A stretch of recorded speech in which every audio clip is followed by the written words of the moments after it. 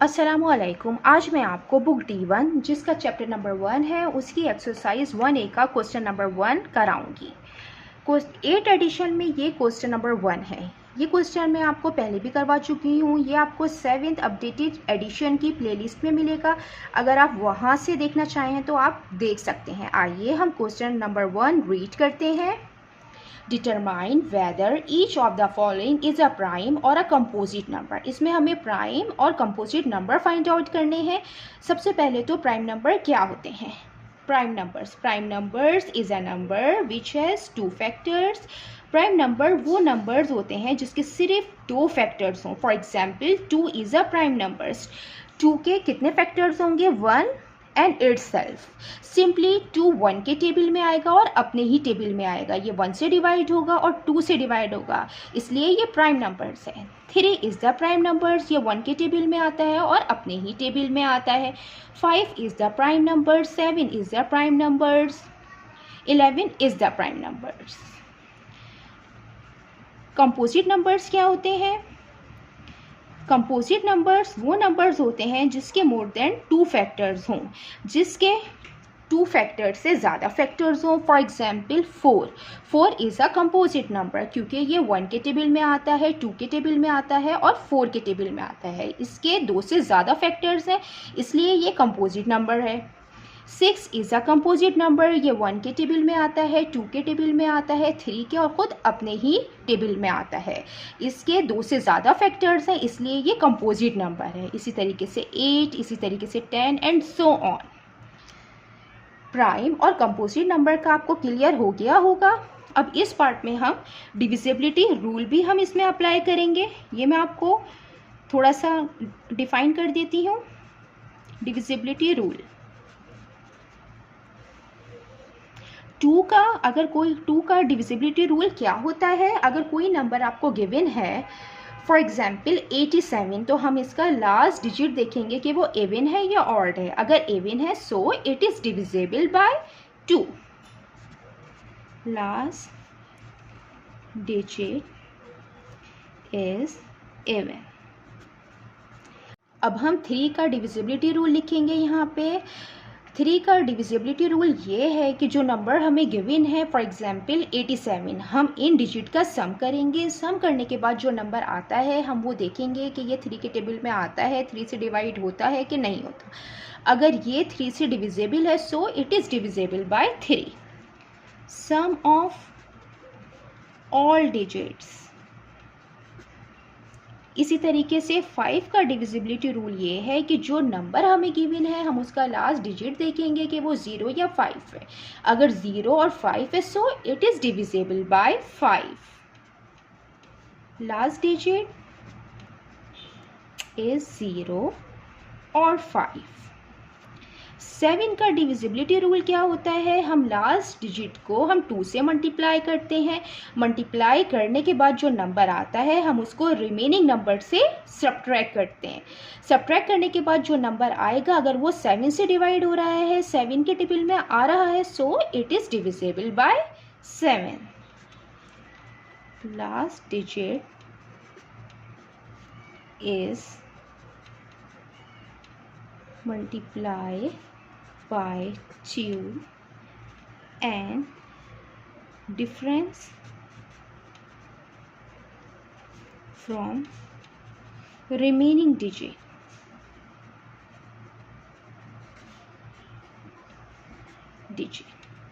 अब हम 10 का डिविजिबिलिटी रूल देखेंगे। अगर हमें एक नंबर गिवन है हम उसका लास्ट डिजिट देखेंगे कि वो 0 है, so it is divisible bye 10। Last digit is 0। ठीक है, ये मैंने आपको 10 तक डिविजिबिलिटी रूल बता दिए हैं। अब हम ये क्वेश्चन सॉल्व करेंगे। सॉल्व करने से पहले यहाँ पे हम एक और मेथड यूज़ करेंगे जिसको हम ट्रायल डिवीजन मेथड कहते हैं।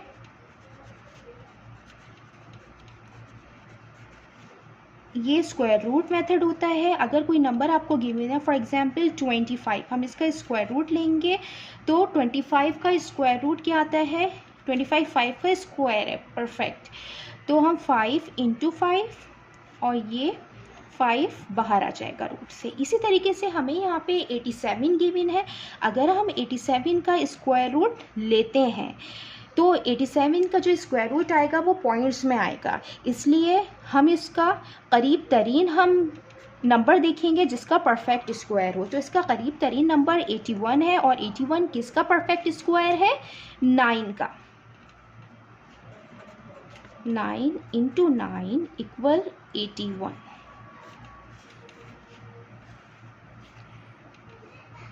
ये 9 का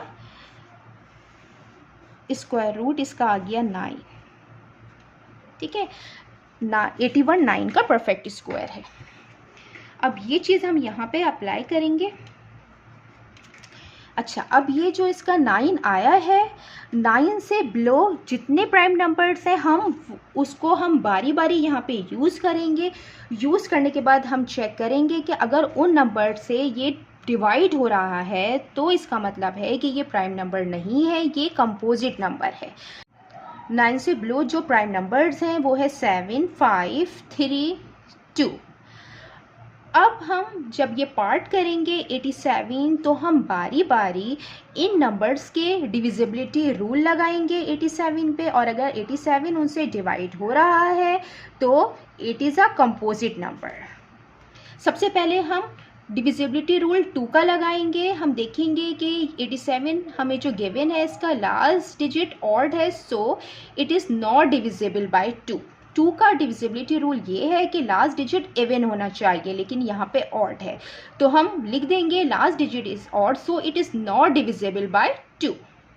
अब हम 3 का डिविजिबिलिटी रूल अप्लाई करेंगे। 3 का डिविजिबिलिटी रूल ये है कि हम सम करते हैं सम ऑफ ऑल डिजिट। 8 + 7 करेंगे 15 आएगा। 15 3 के टेबल में आता है, लिहाजा ये 3 से डिवाइड होगा, सो इट इज़ डिविजिबल बाय 3। अगर ये 3 से डिवाइड हो गया है इसका मतलब है कि 87 इज़ अ कंपोजिट नंबर। ये अब हम इसका पार्ट बी करते हैं। इसका पार्ट बी 67 है। इसमें भी डिविजिबिलिटी रूल अप्लाई होंगे। सबसे पहले हम ट्रायल डिवीजन मेथड से इसका रूट निकाल लेते हैं ताकि हमें ये करने में आसानी हो।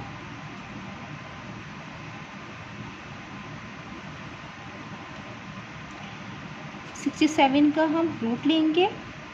इसका करीब तरीन जो स्क्वायर रूट है वो कौन सा होगा? 64। 64 8 का परफेक्ट स्क्वायर है।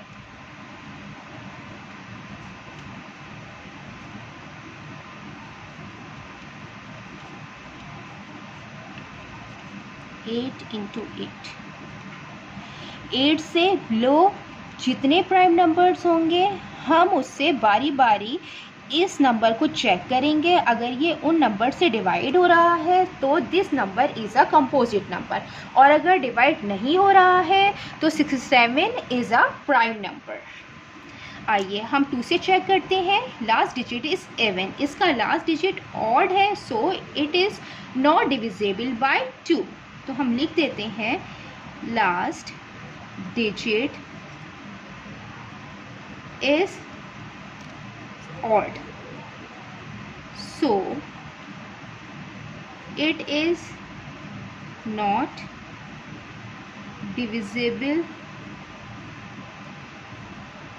by 2।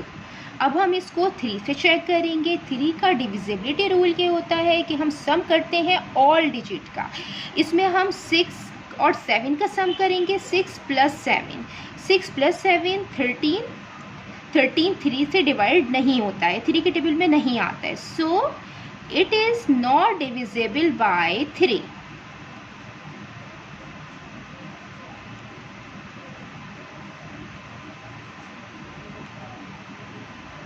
अब हम 5 का चेक करेंगे। लास्ट डिजिट 0 या 5 होना चाहिए, यहाँ पे 7 है, so it is not divisible by 5।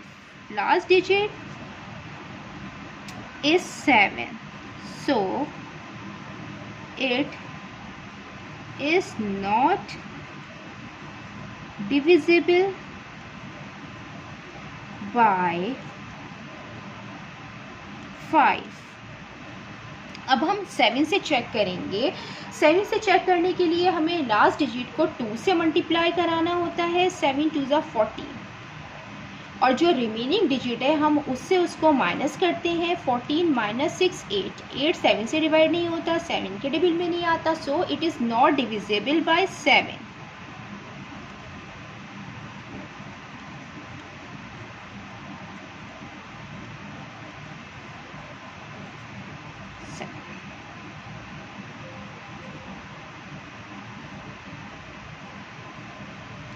हमने 2 से डिवाइड करके देख लिया, 3 से, 5 से, 7 से, हमने ये चारों डिविजिबिलिटी रूल लगा लिए हैं और ये इसमें अप्लाई नहीं हो रहा है, ये इससे डिवाइड नहीं हो रहा है। इसका मतलब है कि ये प्राइम नंबर है।